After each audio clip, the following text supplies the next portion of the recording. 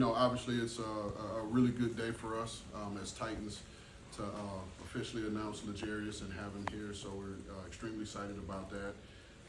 Just getting him here in the building, getting him with Coach Wilson and Chris and Steve has been good. The energy's been great. And then we were talking, with his mom, Mama Sneed, and kind of telling her how small the football world is.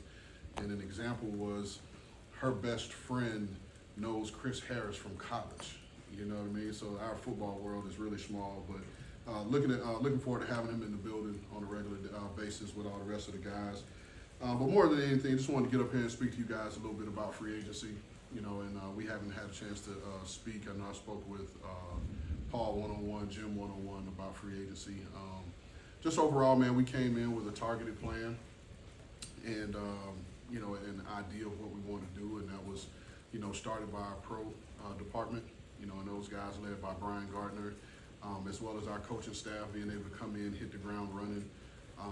And one thing I want to say, and I don't think we do this enough, I want to thank Miss Amy, for allowing us to do the things that we've done.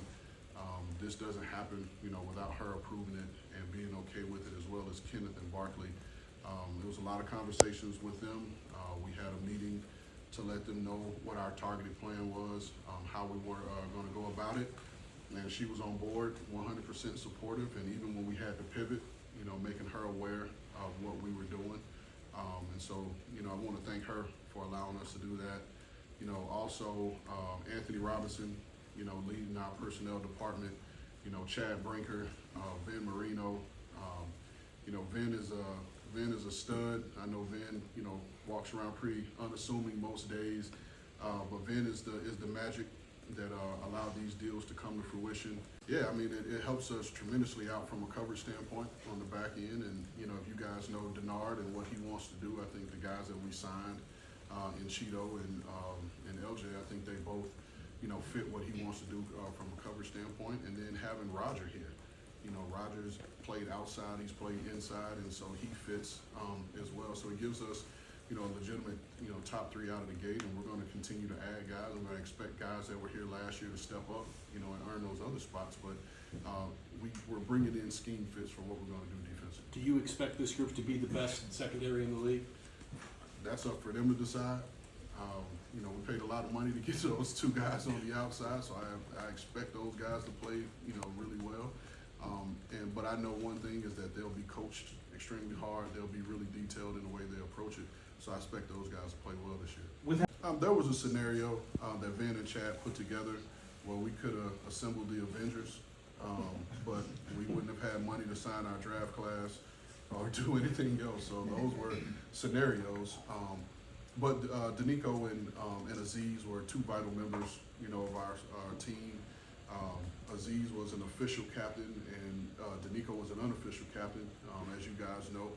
So those guys were, play huge parts for us, and it's going to suck to see them leave and have to play them twice a year. But we feel like we'll find ways to get better and replace those guys. That's tough, but then telling everybody else their job, how do you rate that against each other? I think it's all about the person and the type of player. I've been my first year in Atlanta. We had a rookie second-round pick in Curtis Lofton.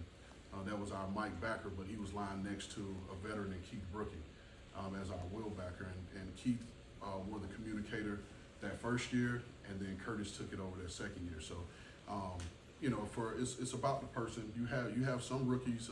Fred Warner, I was a part of drafting. His first year, he was the green dot. So it's all about that person, what that person's comfortable with. And if they're able to handle the communication and they're a three-down player, then they'll be out there. I've seen teams, I want to say it was Eric Weddle, when he was with the Chargers and when he was with the Rams, he wore the green dot. So it doesn't necessarily have to be a linebacker that does the communication. It's just about finding that person that's going to be able to do that and still effectively do their job. Is there consideration? No, they're still good players. Players have played, a ton of snaps in this league, but not to get too far ahead. But this tackle draft class is pretty deep, and so we're gonna, like we always do, we're gonna find the best option for us, and hopefully we make the right decision. With us right now, is your starting left tackle in the draft? We'll answer draft questions at a later date, because again, this is more about free agency. and to say is our starting right tackle. We got more than 5 offensive linemen on the roster, so we can roll out 85 and call them starters if you want to at this point. But we're gonna, like I just told TD, we're gonna continue to look to bolster up front. We've added weapons around Will. Still got to be able to protect him. Got 2 good backs out of backfield that can make explosive plays. So we want to continue to balance this thing out, and make this a balanced football team. Logistics, because you get the trade done, and because he was franchised, it was the way you have to go about getting the contract executed and all those things. And we literally left the next day, or maybe a day or 2 later, going to owners' meetings. And so we had other options that we could have done, but it was more of a logistical thing. It had nothing else to do with anything other than us not all being in the same spot, Kansas City not all being in the same spot. So it was more logistics than anything.